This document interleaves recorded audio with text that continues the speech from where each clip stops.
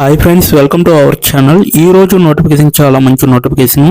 ఈ వీడియోని ఎక్కడ స్కిప్ చేయకుండా వీడియోని ఎండ్ వరకు చూడండి. అలాగే ఈ వీడియోకి మినిమం 50 లైక్స్ అయితే కోరుకోవడం జరుగుతుంది. కాబట్టి ప్రతి ఒక్కరు కూడా లైక్ చేయడం మాత్రం మర్చిపోద్దు. లైక్ చేయడం వల్ల నాకు ఎంతో బూస్ట్ అండ్ ఎంకరేజ్మెంట్ ఇచ్చినట్టుగా ఉంటుంది. సో ప్రతి ఒక్కరు కూడా అప్లై చేయడానికి ట్రై చేయండి. అలాగే వెళ్తూ మన ఛానల్ని సబ్స్క్రైబ్ చేసుకోవడం మాత్రం మర్చిపోవద్దు. మీరు నన్ను ఫాలో అవ్వాలనుకుంటే కింద డిస్క్రిప్షన్ బాక్స్లో WhatsApp, Telegram, Facebook, Instagram links అయితే ఇవ్వడం జరిగింది. డైరెక్ట్గా మీరు నాతో కాంటాక్ట్ అవ్వచ్చు. మీకున్న డౌట్స్ అన్ని కూడా క్లారిఫై చేసుకోవచ్చు.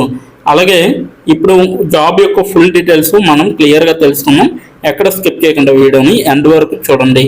ఈ రోజు నోటిఫికేషన్ వచ్చేసరికి టెల్ అస్ కంపెనీ నుంచి ఈ యొక్క వేకెన్సీ రావడం జరిగిందనమాట. డిజిటల్ ఏఐ డేటా సొల్యూషన్స్ అనేసి చెప్పడం జరుగుతుంది. ఈ యొక్క కంపెనీ భారతదేశంలోనే ఉంటుంది. ఈ యొక్క వేకెన్సీ 6 రోజుల క్రిందట తీయడం జరిగింది. ఇప్పటి వరకు 44 మంది దరఖాస్తు పైన క్లిక్ చేసి అప్లై చేసుకోవడం అనేది జరిగిందనమాట. గుజరాతీ భాషావేత్త ప్రాజెక్టుగా మీరైతే వర్క్ చేయాల్సి ఉంటుంది.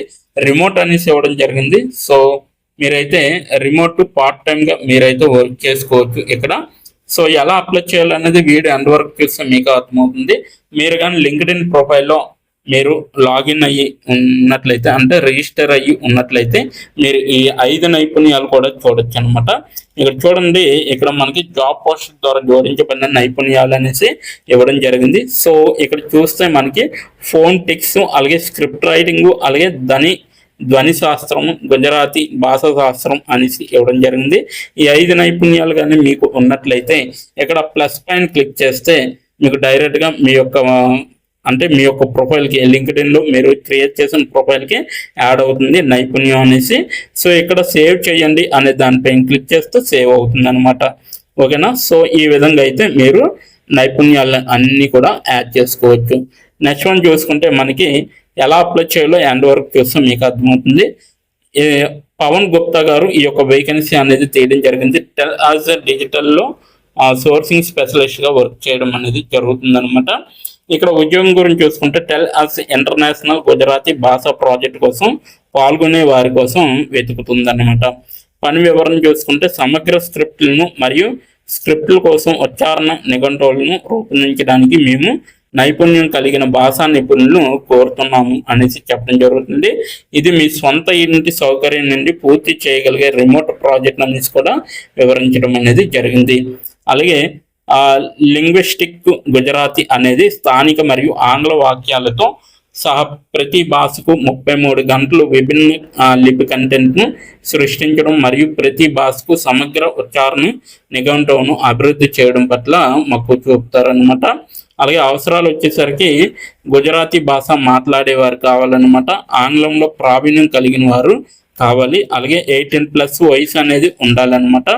అలాగే భాషాశాస్త్రం, గణన భాషాశాస్త్రంలో ఉన్నత డిగ్రీ మరియు గుజరాతీ ధ్వనిశాస్త్రం మరియు ధ్వనిశాస్త్రంపై విస్తృత జ్ఞానం అనేది ఉండాలి. International phone tech alphabet IPA అనేది ఉండాలి. సో ఉపయోగించడంలో ప్రావీణ్యం అనేది ఉండాలి. గుజరాతీ భాష డేటాతో కార్పస్ భాషాశాస్త్రం మరియు సహజ భాష ప్రాసెసింగ్లో అనుభవం అనేది చాలా అవసరం. బలమైన విశ్లేషణాత్మక నైపుణ్యాలు, ముఖ్యంగా గణాంక భాషా విశ్లేషణలో మీకు మంచి పట్టు అనేది ఉండాలి. అలాగే టెక్స్ట్ టు స్పీచ్ సిస్టంలు మరియు వాటి భాషా పునాదులతో పరిచయం అనేది అవసరం అనమాట. ప్రాజెక్ట్ వ్యవధి వచ్చేసరికి కొనసాగుతూ ఉంది. పరిహారం వచ్చేసరికి గంటకి $15 అనేది ఇవ్వడం జరుగుతుంది. అప్రాక్సిమేట్గా మీకు 1000 రూపాయలు పైగా మీకైతే జీతం అనేది రావడం జరుగుతుంది రోజుకి, గంటకి, అది కూడా. సో మీరు వారానికి ఎలా లేదన్నా 7,000 సంపాదించవచ్చు. గంట పని చేస్తే రోజుకి లేదనుకుంటే 3 గంటలు చేస్తే మీకైతే మీరు ఇక్కడ చూడండి, వారానికి సుమారు 20 గంటలు పని చేయాలన్నమాట. సో 20 గంటలు వారానికి 20,000 అనేది ఇవ్వడం జరుగుతుంది. ఓకేనా? స్థానం వచ్చేసరికి రిమోట్ అనమాట. ముఖ్య గమనిక, మొత్తం ప్రాజెక్టు ప్రక్రియ అంతటా లార్జ్ లాంగ్వేజ్ మోడల్స్గా మీరైతే LLMలుగా లేదా ఏదైనా AI జనరేటర్ కంటెంట్ ఉపయోగించడం ఖచ్చితంగా నిషేధించబడింది. సో అన్ని పనులు అసలైనవిగా మరియు మానవ భాష నైపుణ్యం మరియు విశ్లేషణపై ఆధారపడి ఉండాలి. సో దయచేసి మీ భాష అనుభవాన్ని, ముఖ్యంగా IPA లేదా సాంపకి సంబంధించిన వాటిని హైలైట్ చేస్తుందని నిర్ధారించుకోవాలన్నమాట. సో ఇది నోటిఫికేషన్ యొక్క పూర్తి వివరాలు. ఇప్పుడు మీరు ఎలా అప్లై చేయాలో నేను వివరించడం జరుగుతుంది. సో నోటిఫికేషన్ లింక్ అయితే నేను కింద నా డిస్క్రిప్షన్ బాక్స్లో మీకైతే ప్రొవైడ్ చేయడం జరిగింది. అక్కడికి వెళ్ళి మీరు డైరెక్ట్ క్లిక్ చేసి అప్లై చేసుకోవచ్చు అనమాట. అక్కడ అప్లై ఆన్లైన్ లింక్ అనేది ఉంటుంది. సో అక్కడ మీరు క్లిక్ చేస్తే వెంటనే ఈ యొక్క పేజీ అనేది వస్తుంది. సో ఇప్పుడు ఎలా అప్లై చేయాలో మనం తెలుసుకున్నాం క్లియర్గా.